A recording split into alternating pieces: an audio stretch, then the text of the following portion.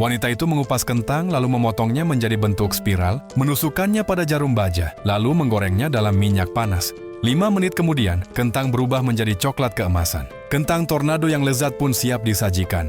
Ditaburi bubuk balado dan saus jagung membuat aromanya sungguh menggoda. Sang ratu sebenarnya adalah seorang koki top dari abad ke-21 dan tanpa sengaja terlempar ke masa lalu menjadi ratu Korea. Sambil mencari cara untuk kembali ke masanya sendiri, hiburan terbesarnya adalah berkeliaran di dapur kerajaan. Para juru masak istana terkejut. Cara sederhana itu bisa mengubah kentang biasa menjadi hidangan yang sangat menggugah selera. Tepat pada hari itu, masakan sang ratu juga menjadi penyelamat karena seluruh dapur kekaisaran sedang menghadapi krisis. Kemarin, sang ratu sebenarnya sempat membuat popcorn untuk para juru masak, tapi semua sibuk menyiapkan jamuan besar bagi raja, permaisuri agung, dan para pejabat. Tidak ada satupun juru masak yang berani bermalas-malasan, sehingga tak seorang pun sempat mencicipi popcorn buatannya. Akhirnya, ratu menikmatinya seorang diri di halaman dapur. Saat itu, ia melihat seseorang meracuni persediaan air. Orang itu berusaha pergi dengan santai, tapi sang ratu merasa ada yang aneh. Wajahnya mirip penjahat dalam drama Korea. Sudah jelas ia berniat jahat. Sang ratu berlari hendak menangkapnya, namun tersandung gaunnya sendiri. Bukan hanya gagal menangkap pelaku, popcorn yang susah payah dibuatnya juga tumpah berantakan di tanah. Keesokan harinya, saat ratu kembali ke dapur, semua juru masak sakit diare. Ternyata benar, orang mencurigakan kemarin adalah pelakunya. Ia telah menaburkan biji koro ke dalam air.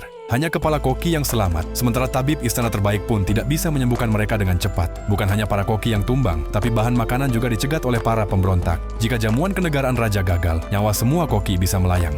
Ratu pun memutuskan untuk membantu. Meski bahan makanan seadanya, justru hal itu membuat ia sang koki top merasa tertantang. Saat itulah matanya tertuju pada jarum baja besar milik tabib dan sebuah ide pun muncul, yaitu kentang viral Korea. Melihat jarum warisan keluarganya dicelupkan ke minyak panas, sang tabib hanya bisa menangis. Tapi kepala koki datang membawa sekeranjang kentang dan memaksanya ikut membantu. Karena kekurangan tenaga, siapapun yang lewat dapur direkrut untuk bekerja. Sang ratu mengajari mereka satu persatu cara mengupas kentang, memotong spiral, menajamkan tusuk bambu, hingga ia sendiri yang menggoreng. Tidak lama kemudian, piring demi piring kentang tornado siap disajikan di jamuan. Begitu tutup hidangan dibuka, semua tamu terkejut. Jamuan kenegaraan ternyata hanya menyajikan kentang. Raja merasa malu, tetapi meski hanya kentang, bentuknya unik dan aromanya sangat menggoda. Permaisuri agung yang gemar makan mengambil gigitan pertama. Kerenyahannya begitu nikmat sampai ia tidak bisa berhenti.